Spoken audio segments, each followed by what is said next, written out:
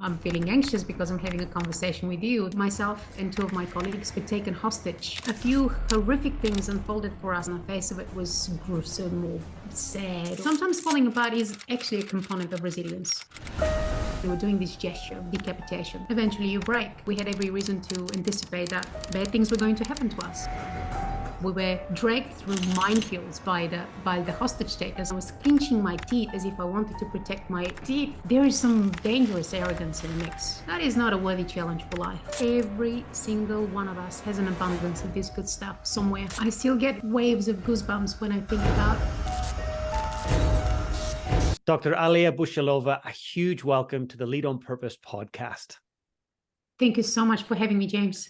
Hey, you're in demand. I mean, I've been all over the country this month, and your name has come up in so many different places, none other than with Simon Bridges, who I believe has had you on his show recently. So you're very in demand for a reason. And I'm going to hold this up for those people who are listening and not watching this. This book is a must buy. It's called the Resilience Toolkit, and we all need more resilience, and we need a simple pathway to get there. You have written a book based on your incredible experiences, which we're going to jump into in just a moment. But my first question for you is this: what is resilience? Resilience is so many things. You'd expect me to say that I'm biased. I love the subject more than anything. But one of the things that I think we need to really focus on is the fact that resilience is not just bouncing back. Most of us have witnessed the fact that what we tend to bounce back to is no longer there by the time when we recover. Resilience is fundamentally about bouncing forward better than you were before your predicament found you, about being unapologetic and unrelenting, about gaining lessons learned, expanding, growing through every challenge, good, bad, or otherwise, continuously growing. I love that. That's so clear. And it's interesting because in my mind, a lot of times it's like, hey, resilience is so when you have a big ambush that hits you, whether that's health or whatever it might be, financial, you take this dip, you have a fall, and resilience is the ability to get back to zero, get back to neutral again. But actually what you're saying is that sometimes when you try to get back there, that thing no longer exists. It's not waiting for you. And things change. Your narrative for life change following setback, right? So the idea of just holding yourself low long enough to absorb the impact of the event so that hopefully you can get back to where you once were. It's not good enough. And he has incredible capacity to contribute more richly, to evolve, to impact other people's lives to the better if we pay attention to the learnings that every situation has unfolds for us. That's huge. And what would you say is the opposite of resilience? Well, there are two things. The obvious one is the lack of it, right? Falling apart. But sometimes falling apart is actually a component of resilience. Being able to absorb the impact of what has unfolded in front of you, feeling affected by it, that actually has an incredible power in building your resilience. What I think is the opposite of resilience, and we don't think of it enough, is grit. Just handling stuff without allowing yourselves to be affected by it or without growing through those experiences. So. And that's interesting because the whole idea of grit, often people like put it on a pedestal, like grit is what we need more of. But actually there's I guess a shadow side to just focusing on grit. Absolutely. Eventually you break. We have this idea, I think the original idea of resilience came from the study of, from metallurgy, the study of metals. How much can you handle before this thing breaks? That is not a worthy challenge for life. You know what I mean? Absolutely not. Yeah, it lived, it handled, and then it broke. I think we could do better. Yeah, absolutely. And how do we learn resilience? Is it something that people are born with, or is it something that all of us can actually develop more of? I'm convinced that every single one of us has an abundance of this good stuff somewhere. What troubles me is we appear to look for it in all the wrong places. So I think the logic that we have to try to align ourselves to is the fact that every single one of us has a different and unique pathway to getting the kind of resilience we need to thrive authentically, according to our own values, our own preferences, our own aspirations. And so the short of it is, every one of us has resilience. Oftentimes it's untapped. But what I'm constantly empowered by or feel a sense of excitement around is the fact that so many people who don't or would not have fancied themselves resilient find themselves in really tricky predicaments and are surprised by just how much better they could be. And so what I'm hopeful and challenging us all is that we don't need to wait for these moments in order for us to gain the gains that resilience has on offer. And Yeah. hopefully we'll just pursue it, that we will be curious about how we can get to a place better within ourselves, and that we could become comfortable being in this place of the spinning edge of possibility, just constantly wondering just how much better can we be. That's amazing. I love that. I love the thought of that and us being able to take action to move towards that. Now, you are one of the world's leading experts on resilience. And that's, to me, that's a tough thing, because most people never become known or one of one in anything, because there's so many distractions and other things we could do in other careers. You've chosen to go deep on resilience. What was there any points in your life or any moments in your younger life that have shaped that decision? I can think of 1,000 times when I was growing up, particularly growing up in Bulgaria, where my dad, who was a really curious beer, would look at or help me understand a situation that on the face of it was gruesome or sad or, seemingly kind of deflating. And he would tap into this curious mindset and help me look to find for the lessons learned. As long as I remember, the fact that we have the opportunity to change the way in which we view ourselves in the world and view the world outside of us, including predicaments, has excited me. And I think I had no choice but to stay really focused on it, because everywhere I look, I see the opportunity in resilience, especially when it comes to the opportunity it holds for the person and thereby everyone else that comes in touch with that person. So maybe it's been forced upon me due to high levels of passion for the subject. I love it. Stop it, you know what I mean? So yeah. And that's incredible. It's, I look at the resilience as being an essential tool in a toolkit of life. And you mentioned something at the start of your book, and it really piqued my interest, and that was around Viktor Frankl, his book, Man's Search for Meaning. And it's really interesting, 2011, I reached for that book. I was living in Christchurch, still living here in Christchurch, and we obviously had earthquakes. And I was like, okay, I grew up in Northern Ireland, and sometimes the earth did move because of a bomb, but it was over and then it was gone. But this thing kept going and rumbling and constant aftershocks. I was like, I can't handle this. And so I was looking for why are we here? What's the point in this? How do I get through this? And I came across Viktor Frankl's book, and it was just incredible about, he went through a lot worse than many of us can ever imagine. But he looked at his situation as an observer and was able to survive the most horrific experience in Auschwitz. So why did that book inspire you or shape your decision to do what you do? I still get waves of goosebumps when I think about this one quote by Viktor Frankl, the space between the thinker and the thought. It's just even the pausing and going, what do you mean? I want to be grumpy. I want to be down. I want to be scared. Why do I have to create a gap between the thinker and the thought, or the space between? That's right? So I think the reason why this book fascinated me was clearly there was a proposition for all of us to pick up on from it, which is life will throw at you all sorts of things if you're lucky enough to have it, right? If you're lucky enough to live and live meaningfully, you will be challenged.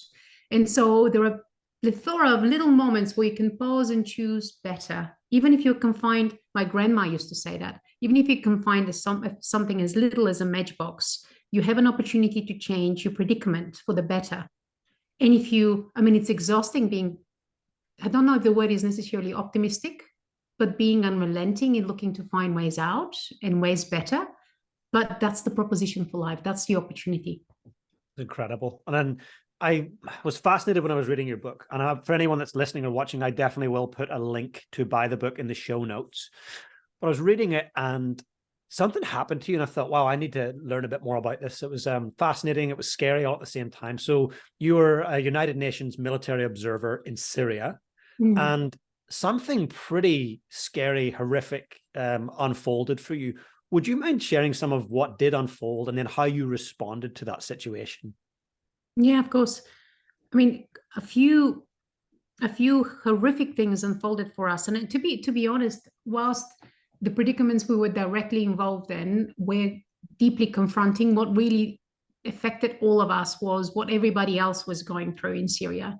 And that's something that stays in my mind a whole lot more than the challenges that we personally had to directly deal with. But Syria in 2013 was a country torn by so many complexities. By the stage when we encountered our most significant challenge there, it wasn't just conflict between the Free Syrian Army and the Syrian armed forces. There were also plethora of other groups that were fighting for a piece of history or piece of visibility. So in May 2013, when all of us were already extracted out of Damascus due to safety reasons, myself and two of my colleagues, were taken hostage out of a UN installation. 3 of us, unarmed, were taken hostage in the middle of the night by over 38 heavily armed military militia members. And when they took us, they indicated to us that they were taking us to make a bad video of us, and they were doing this gesture of decapitation, right? Oof. So at the time, we were studying everything that was coming from the environment, and one of the things that was coming through was videos of decapitation that were, exchanged between warring parties to demonstrate commitment to the mission. So when we confronted the scenario, especially in a UN installation that we assumed until that point was in this bubble of protection, this invisible cloud of safety, it was no more. But when they gestured this to us, we knew that they weren't kidding. We knew that we had every reason to anticipate that bad things were going to happen to us. And of course, we had no choice but to try and think our way out of it.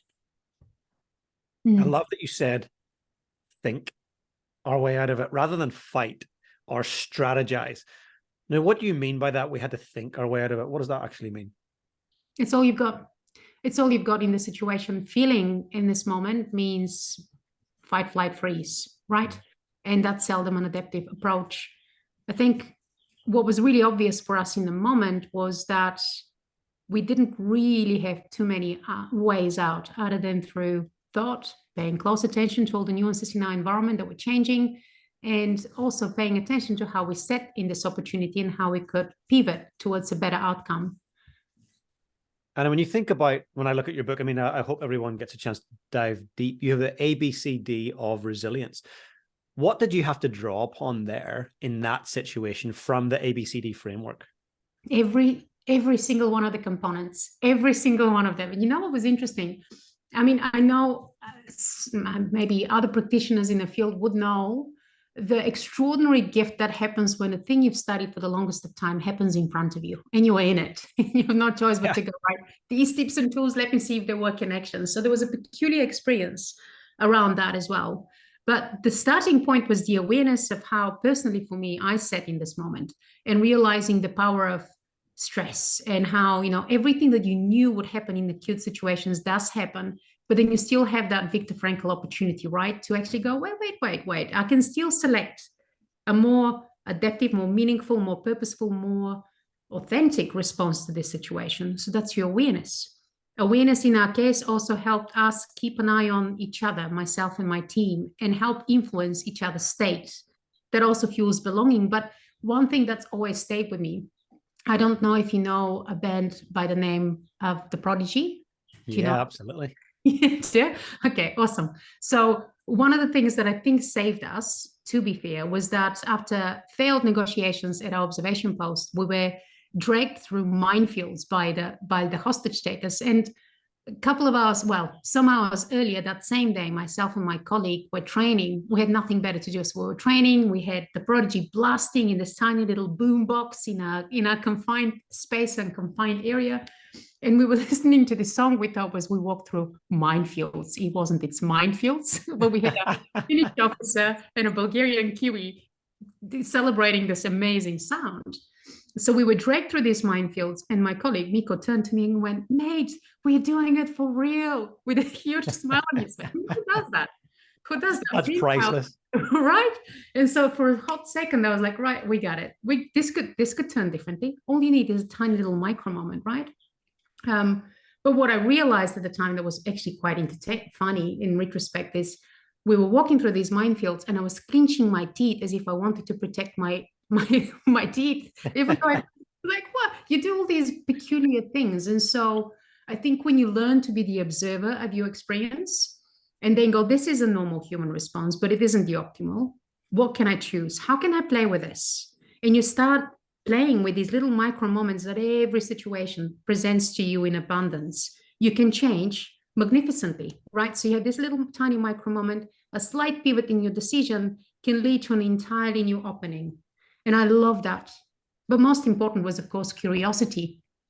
I think we absolutely owe our lives to curiosity.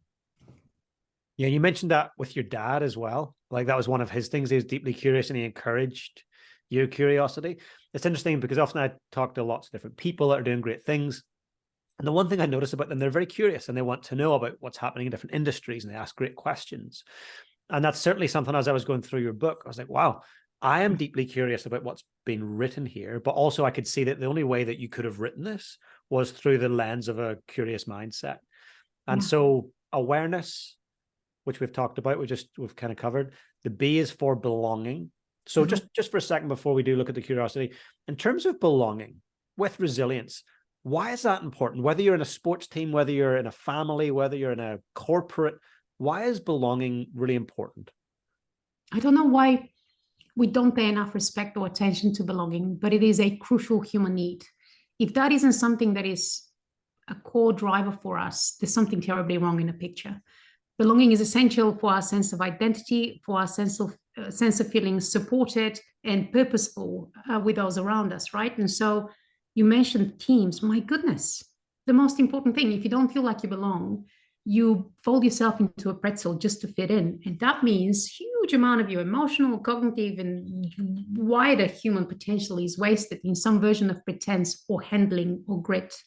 So belonging, sense of being worthy, sense of mattering to somebody, and most importantly to yourself, actually. I think a lot of us think of belonging being kind of cued to or attached to other people's perceptions of who you are, how worthy you are, but it actually starts with yourself, right? Belonging to yourself, to your core principles and values, and being able to sit, as my SAS mentor used to say, firm feet on the ground, eyes, minds, and hearts wide open.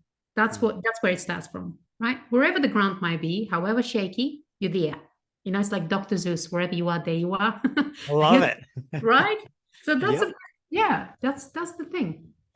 And I think that brings up an idea of be where your feet are, be very present.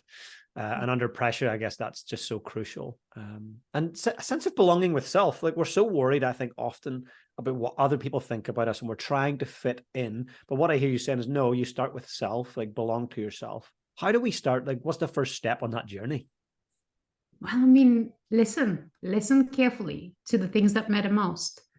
Focus inwardly for a hot second to appreciate all the extraordinary things that this human that carries the weight of your body and that holds the earth beneath your feet has given you along the way. I think I love the analogy. I don't know if it's in the book or not, but walking yourself back through the dark valleys of your memory. So not necessarily thinking about the successes that others have acknowledged about you, but about the choices that you have had to make to get there, right? All the small little moments, the things that you feel empowered by in observing the world around you. I think belonging to self is really pausing to gain deep appreciation for that person that is uniquely holding the earth beneath your feet. And it's interesting because that to me seems like such a cornerstone of who we are and what we do. But often people are too busy to take the time to go inwards because they're dealing with so much out here. But in fact, instead of scrolling on our phones for 20 minutes a day, we could be doing that to uncover what actually matters within. I think we get distracted by virtue of avoidance. You know, it's a little hard, that stuff, to study yourself, to know what you need to support yourself by. We have to be very, very mindful of the white noise that all these distractions bring to our attention. We do that because we're kind of in slight discombobulation with the world. We are pressured, we are tired. But those are common things we say to ourselves. And the more we say them, the more they become part of our narrative for life. And before you know it, there you are, that piece of metal ready to be broken, right? So some really meaningful pauses need to be instilled within our daily routine in order for us to pause, to appreciate, to assess our resources, to understand how we are changing and evolving in order for us to live a meaningful life. So says I had a struggle to remove. Yeah. That's good. I love that. That's total honesty though as well. Like we are human, we're not robots. So we're not going to be perfect at this stuff. But daily routine, you mentioned, what are the things, what are for you personally or for people that you've worked with, whether it's SAS soldiers or people on high performing teams, what are some of the crucial things in routine or habit that are important day to day? some of those things change with context because you don't always have the freedom to manifest exactly the same habit in different places. But I think the most important rituals that I think can translate from one context to the next. Meditation has become a very common practice these days. It used to be an odd thing to do, but ability to focus in and to help regulate your breath and to actually take account of what your breathing is doing for you is one of the most important combat tactics you have for survival. Nothing fluffy about that, right? It basically means if you're breathing from your chest and you're breathing shallow, you've become a neurotic energizer bunny. You're going to have to pull yourself right back because your focus point is shifting, right? Which means you're not paying attention to all the important cues in your environment. So breath work, essential. Focusing, even if that doesn't have to be passive meditation, it could be active meditation. Focusing on what you could have within your fingertips that you can influence today, not wishful thinking about in another 3 years when I become a rock star, I will do, right? It's today. Weeding the garden of life, physically and otherwise, and metaphorically. But I personally, if I was to choose one thing, that is checking in with your breath, and that's something for me that I learned the hard way is through being, traveling a lot, working extensively, particularly when I was in the military, appreciating the power of breath, right? This is one thing that you will have for the rest of your life.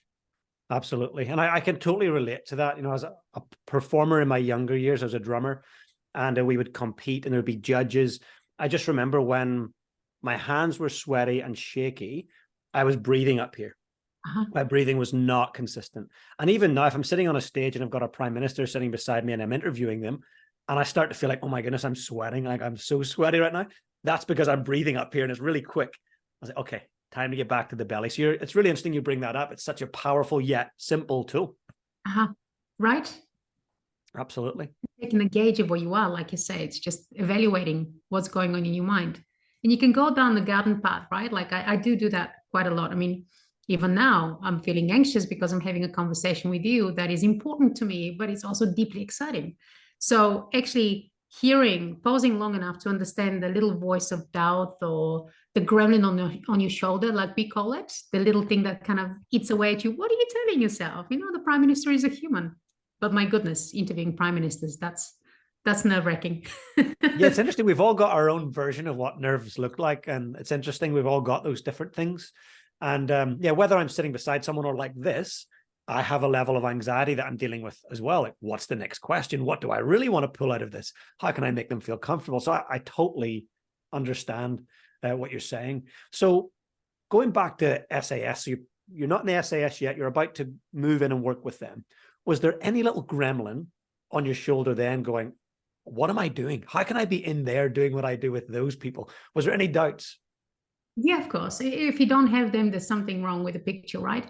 But around about that time, I began to appreciate the power of realizing that those gremlins are just an indication that something really does matter to you. So, you kind of flip anxiety, like woe to wonder, like, oh, okay, that's clearly significant. I'm registering that something does matter. What if I allow myself to see it as an exciting opportunity? Like, clearly, I want to serve this to the best of my ability. What do I think I need to do more in order to be the most useful support system for these operators? So it's those sorts of little moments where, as geeky as it sounds, that technique actually really helps. It's like, hold on, little gremlin, what are you actually trying to echo here, right? It's like, brilliant.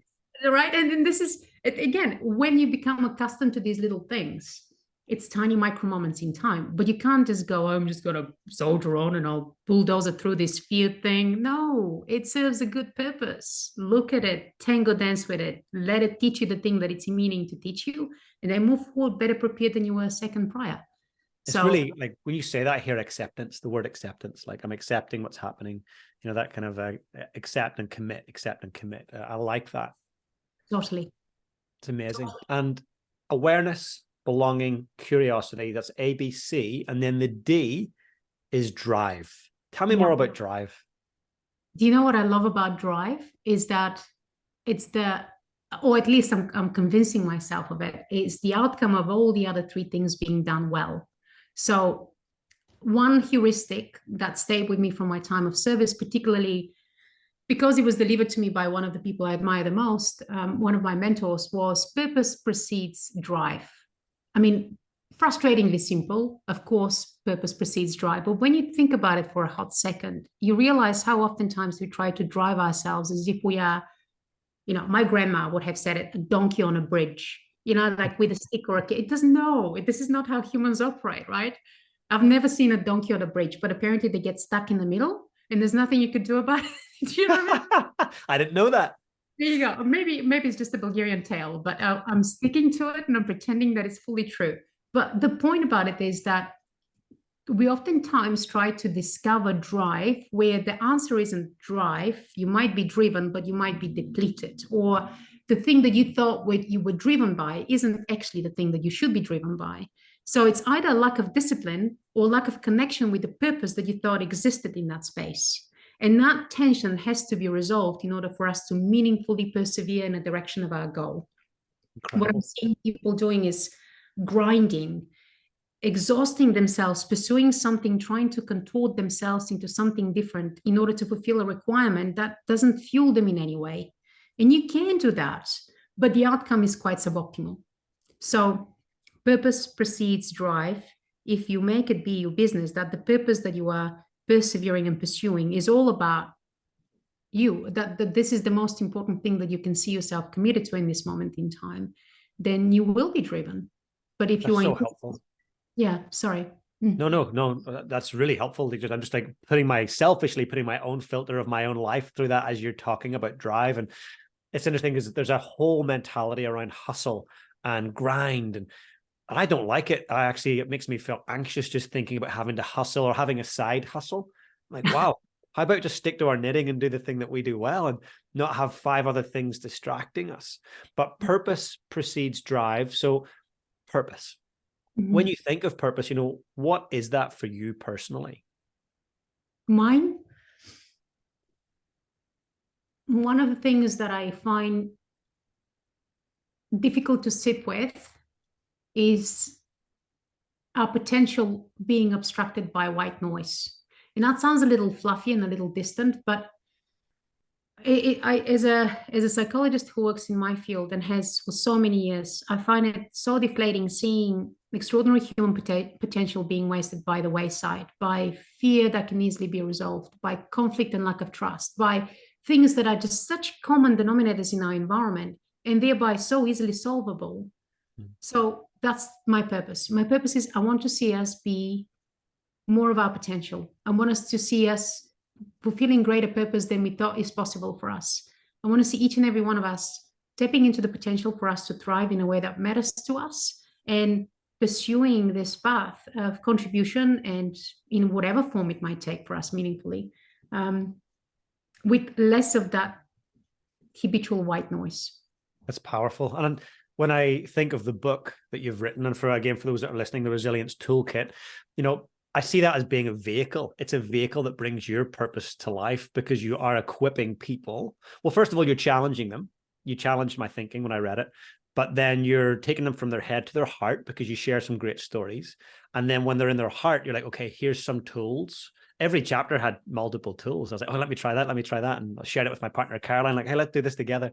It's really like, it's a vehicle for your purpose. And I really admire that because I think a lot of us struggle to find a vehicle to bring our purpose to life, and we get distracted by all the other shiny objects. Mm-hmm. That's right. Now for people who've got to make big decisions, and we've all got to make decisions every day, but they've got to make big decisions. Let's say it's around family. It's around, do I go this way? Do I go that way? Do I marry this person? Do I not? Do I press the nuclear button? Do I not? So they've got to make critical decisions. How can deep resilience help inform their decision-making? My instinct when we are speaking of big decisions is realizing how when we are depleted, when our resilience has gone by the wayside, even the most minute decision appears to be big. Have you noticed that? Yeah. The power and the magnitude of a decision depends on the scope we have to absorb it, to process it, to orient ourselves meaningfully towards it. And so to me, the size of it is really dependent on your scope of resilience to begin with. But, granted, some things genuinely are enormous. So pause. However stormy, however busied, however hurried life seems to be or make you feel you ought to be, pause long enough to connect with all those reference points that are uniquely yours.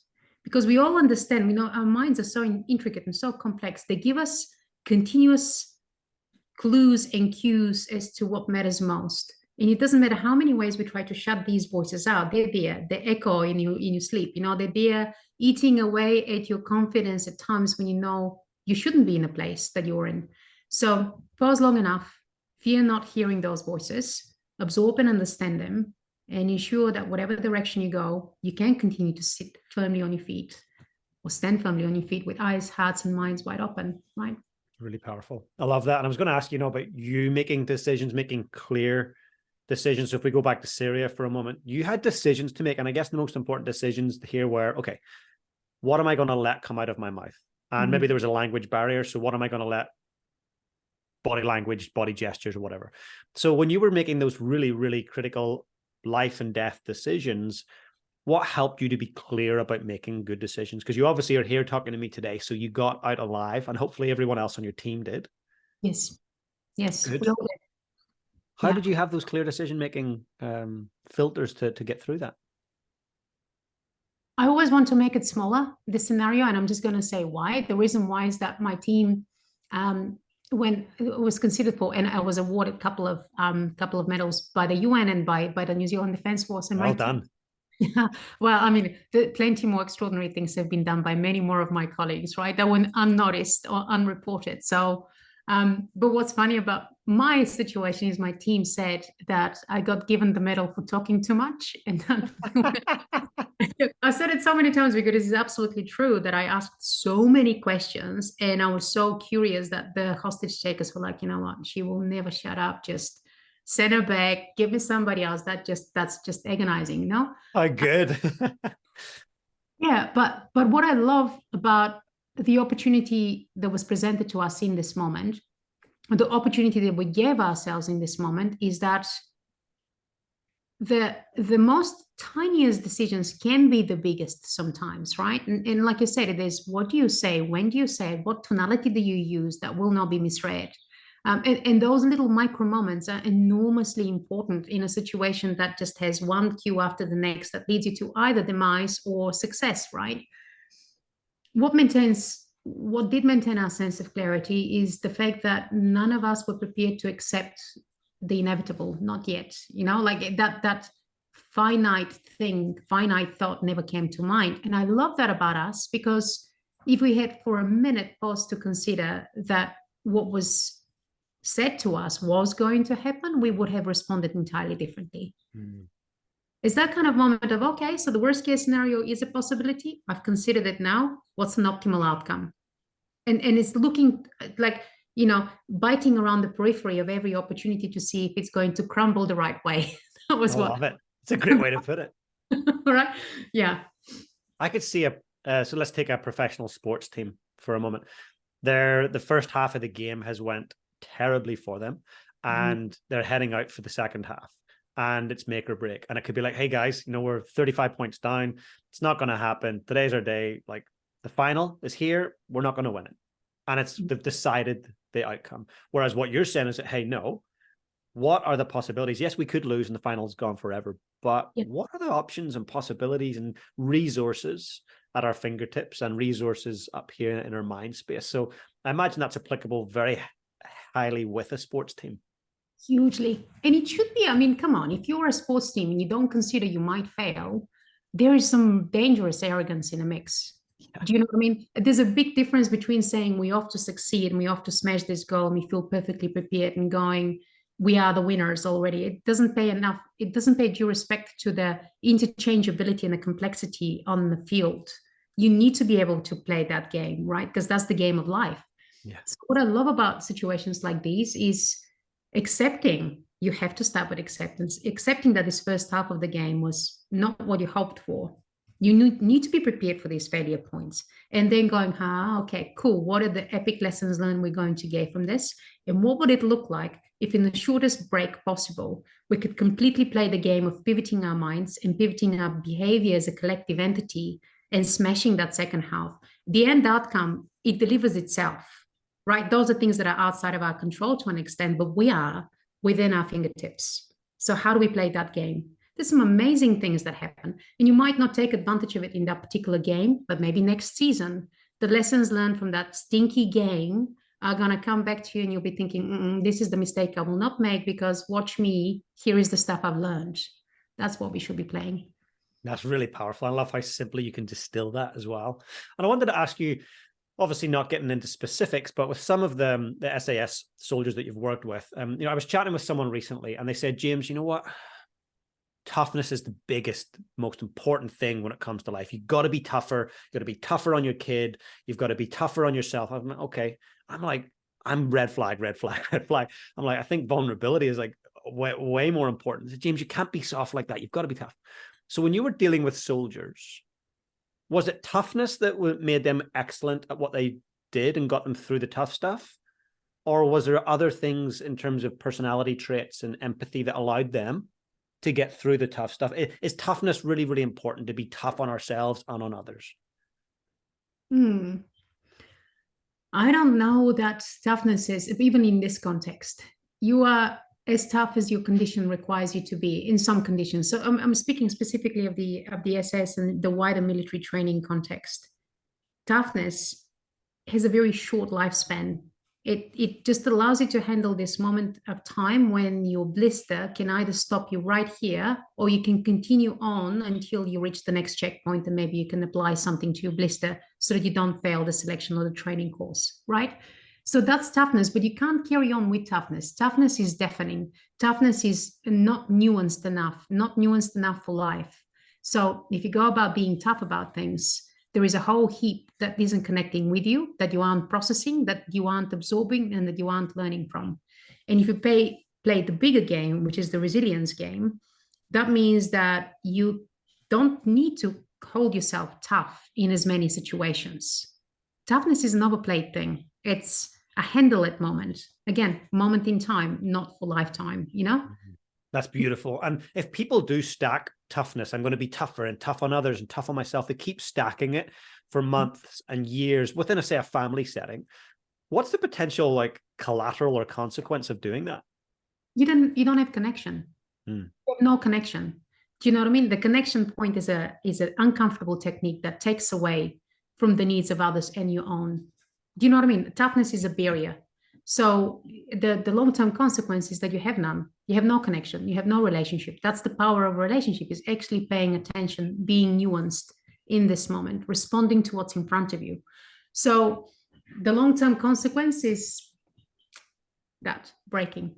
100%. And look, both you and I have a similar aged child.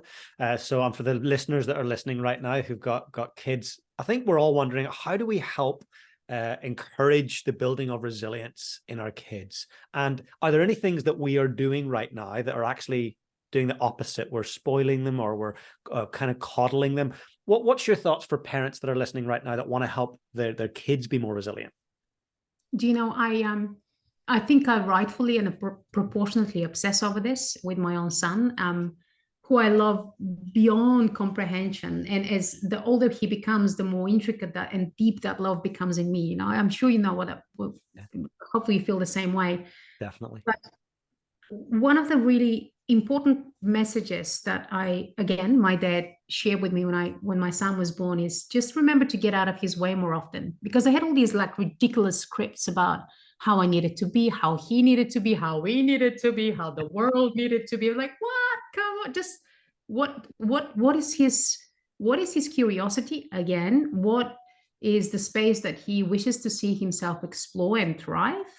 And then I go about and serve that, right? So I think we worry too much about too many things, but apparently the most important capability that children need to develop in order for them to grow resilient is curiosity.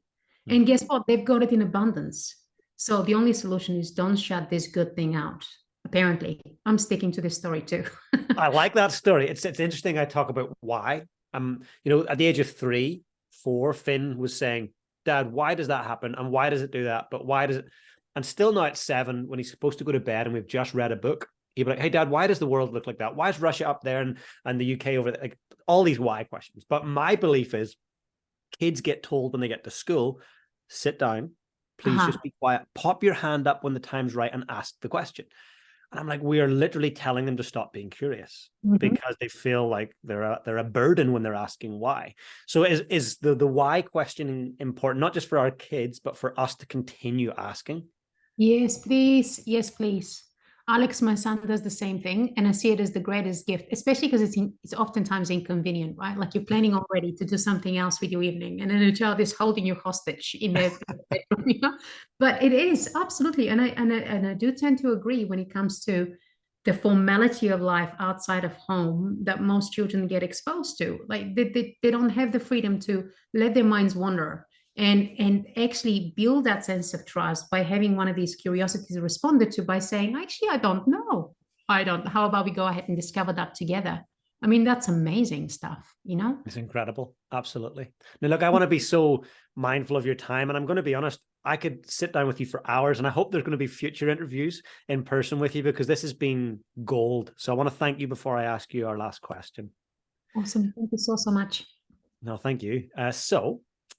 We fast forward many, many years into the future.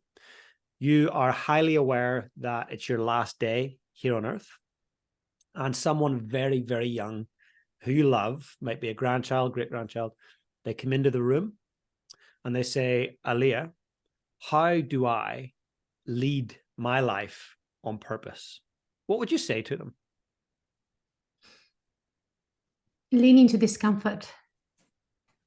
Can that be it? I love that. I think absolutely. I think that's it. And why would that be? Why do you think that would be valuable as they go through life and all that the world has to challenge them and offer them? Why would that be really important? I think if you develop the respect for yourself and the respect for your context, in that leaning into challenge is an extraordinary gift and capability, then leading life of purpose, ambitious, big, purpose of contribution becomes, again, a no-brainer. You exercise this muscle continuously. I think the reason why we oftentimes fail our ability to live life and to stretch ourselves beyond our expectations and live a life of purpose is that we avoid discomfort. We avoid things that we might get found out, we might not be good enough right now, maybe tomorrow. You know, that good old chestnut. Yes. So I think if we practice that, oh yeah, cool, look, here is my discomfort point, here is my little boundary, I'm just going to push it just a little bit and see what happens. Nobody died, right? And so that little habit, I think it's amazing. It's incredible. And I'm listening to that now again through my filter going, what can I lean into today that's uncomfortable? So thank you for challenging me on that. Such great advice. And again, I just want to say a huge thank you. I know the listener and the viewer that's watching right now will be getting so much from it. So I'm going to encourage them to reach out and connect with you. And I'll put all of your links so that people can connect. But most importantly, your book is phenomenal. It's going to change and shape lives. So I'll put a link to that. And if you're listening or watching, just go and get a copy. Go and you'll love it. I promise you. So Alia, thank you so much. Thank you, James. It's been a fantastic conversation. Thank you. Hey guys, if you enjoyed the content today, please smash that subscribe button below. And if you want to become part of my community, I've got an amazing free Facebook group. Please come and join us. The link is in the description below. And also, if you've got any questions about today's session, I'd love to know. Just comment below and I'll be sure to get back to you guys. Have the most amazing day.